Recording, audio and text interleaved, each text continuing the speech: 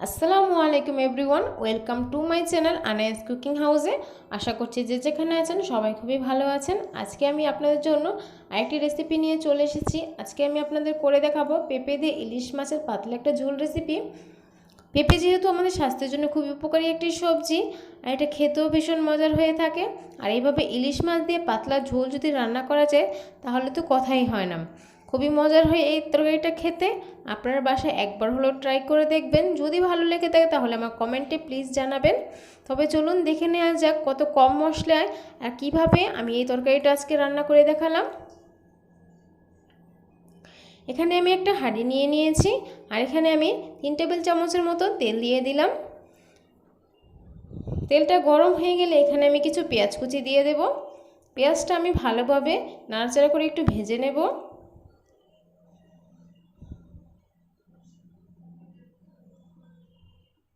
এই তো ভালোভাবে একটু নাড়াচাড়া করে আমি পেঁয়াজটাকে ভেজে নিচ্ছি। এটা যতক্ষণ পর্যন্ত না একটু নরম হয়ে যাচ্ছে ততক্ষণ পর্যন্ত এটা ভেজে নিতে হবে। এই তো আমার পেঁয়াজটা একটু নরম হয়ে এসেছে আর এটা ভাজাও হয়ে গিয়েছে। এখন আমি মশলা দেবো এক এক করে, তাই এখানে একটু পানি দিয়ে নিচ্ছি আগে থেকে। এক এক করে মশলাগুলো এখন দিয়ে দিচ্ছি। এখানে আমি 1/2 টেবিল চামচের থেকে একটু কম হলুদের গুঁড়ো দিয়ে দিচ্ছি। এখানে আমি 1/2 টেবিল চামচের থেকে একটু কম মরিচের গুঁড়ো দিয়ে দিলাম,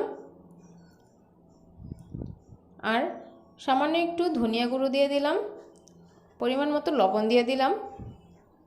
দিয়ে ভালোভাবে এটা মশলাটাকে কষিয়ে নিচ্ছি। যত বেশি কষাবেন ততই স্বাদ হয় যে কোনো রান্নায়।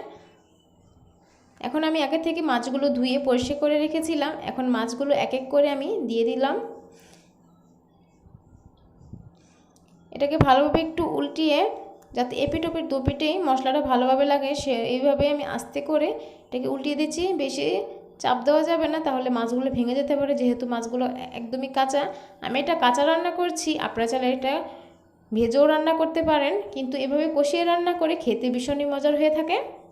তো আমার মাছগুলো একদমই কষানো হয়ে গেছে, তেলগুলো উপরে চলে এসেছে। এখন আমি মাছগুলোকে এক এক করে উঠিয়ে নিচ্ছি, আর এই মশলাতেই আমি পেঁপেটাকে ভালোভাবে কষিয়ে নেব।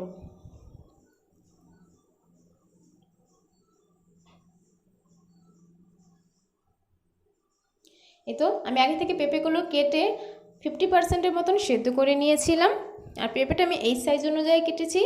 এখন মশলার সাথে ভালোভাবে এটাকে মিক্স করে নিচ্ছি। ভালোভাবে কষিয়ে নিতে হবে, যত ভালোভাবে এটা কষাবেন ততই খাবারটা খেতে ভালো লাগবে। আমি প্রায় 10 মিনিটের মতন এটা কষিয়ে নিয়েছি। এই তো আমার কষানো হয়ে গিয়েছে। এখন আমি আবারও ভালোভাবে এটাকে নাড়াচাড়া করে নিচ্ছি যাতে নিচ থেকে লেগে না যায়। তো আমার কষানো হয়ে গিয়েছে। এখন আমি এখানে পর্যাপ্ত পরিমাণ পানি দিয়ে দিচ্ছি। যেহেতু আগে থেকেই পেঁপেটা সেদ্ধ করা, সেহেতু বেশি একটা পানি দেব না, অল্প পানির মধ্যে আজকে এটা রান্না করে ফেলবো। এই তো এই পানির মধ্যে আমার এই তরকারিটা রান্না করা হয়ে যাবে। এখন আমি ঢাকনা দিয়ে ঢেকে দেব বলক চলে আসা পর্যন্ত। এই তো আমার এটা বলক চলে এসেছে। এখন আমি এক এক করে মাছগুলো দিয়ে দেব। তো মাছগুলো দিয়ে ভালোভাবে একটু এটার সাথে মিশিয়ে নেব। বেশি নাড়াচাড়া করা যাবে না, তাহলে মাছগুলো ভেঙে যেতে পারে।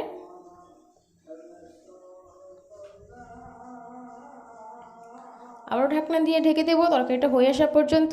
আমার তরকারিটা প্রায় হয়ে গিয়েছে। এখন আমি এখানে আবার একটু নাড়াচাড়া করে নিয়ে এক এক করে এখানে আমি কাঁচামরিচগুলো দিয়ে দেব। কাঁচামরিচটা আমি দিচ্ছি এখানে শুধুমাত্র ফ্লেভারের জন্য, আর ঝালের জন্য হলে আপনারা একটু এটা ফালি করে দিতে পারেন।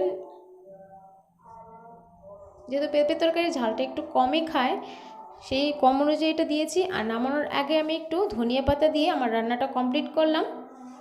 আর এই পর্যায়ে আপনারা একটু লবণটা চেক করে নেবেন, দেখবেন একদম পারফেক্ট আছে কিনা, আর যদি না হয় তাহলে একটু দিয়ে দেবেন। তো আমারটা একদমই পারফেক্ট আছে, আমি একদম চেক করে নিয়েছিলাম। এই তো আমার তরকারিটা হয়ে গিয়েছে, চুলাটা অফ করে দিলাম। এখন নামিয়ে ফেলবো। তৈরি হয়ে গেল আমার খুবই মজাদার পেঁপে দিয়ে ইলিশ মাছের পাতলা ঝোল রেসিপি। আপনাদের কাছে যদি আমার রেসিপিটা ভালো লেগে থাকে তাহলে প্লিজ আমার চ্যানেলটি সাবস্ক্রাইব করে দেবেন এবং পাশে থেকে বেল বাটনে একটা ক্লিক করে দেবেন, তাহলে আমি যখনই নতুন কোনো ভিডিও আপলোড করব সাথে সাথে আপনার নোটিফিকেশন যেটা পৌঁছে যাবে। ফ্রেন্ডস অ্যান্ড ফ্যামিলির সাথে শেয়ার করবেন, একটা লাইক দিতে অবশ্যই ভুলবেন না। আজকের জন্য এই পর্যন্তই। আল্লাহ হাফেজ।